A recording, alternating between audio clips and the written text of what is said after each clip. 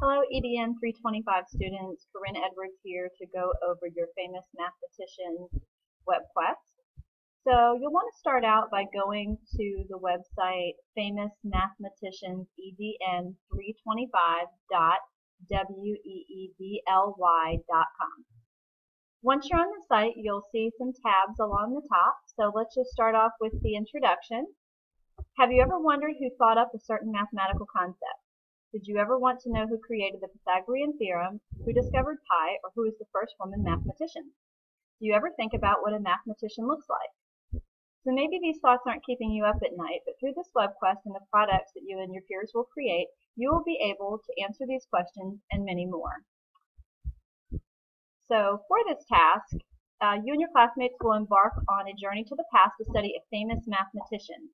You'll use the internet and other resources to learn about the personal and professional side of your chosen mathematician in order to create an online bulletin board, picture book, or interactive poster that tells the story of your mathematician.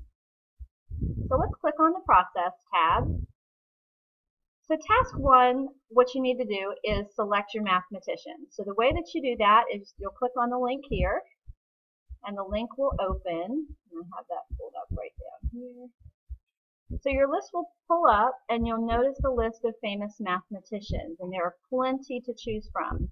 Now, do you have to choose one from this list? No. But if you do decide to choose a different one, please email Dr. Hargrove and get permission before you choose one that's off of this list. And please make sure that you email her her choice, regardless of if it's on this list or if you choose a different one, because everybody is only allowed to choose one and everybody has to be different. So please make sure that you get approval to make sure that someone has not already selected your mathematician. We want to make sure that everybody chooses a different one so that we have more of an opportunity to learn about more mathematicians.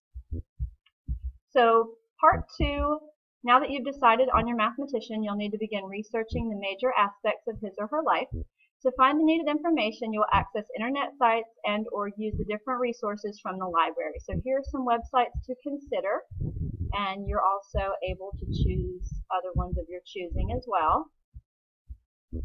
So as part of your project, you need to make sure that the following questions are answered under each category. So let's start off with your mathematician's early years. So you not only want to discuss their early years, but you want to make sure that you answer all 5 of the questions underneath of this heading somewhere in your project. So you'll need to include where and when your mathematician was born. You'll give their full name. You'll write if they've ever changed their name and why. You'll discover information about your mathematician as a child or about their family. You will discuss their early education prior to college. And you'll also answer, did your mathematician's childhood affect his or her career in mathematics? So again, these are not suggestions. These are questions that need to be answered within your project. And for each heading that you see down below, college life under mathematical training, your mathematician's accomplishments, your mathematician's later years, all of those questions under the subheadings must be answered for each category in order to get full credit on the project. So you'll also want to find at least one photo or image of your mathematician, and you'll need at least 2 other photos that highlight his or her work or what represents what he or she is about, which should be pretty easy to find on the internet. So you'll need a minimum of 3 different sources to tell the story of your mathematician, and you'll need to make sure that those are cited correctly.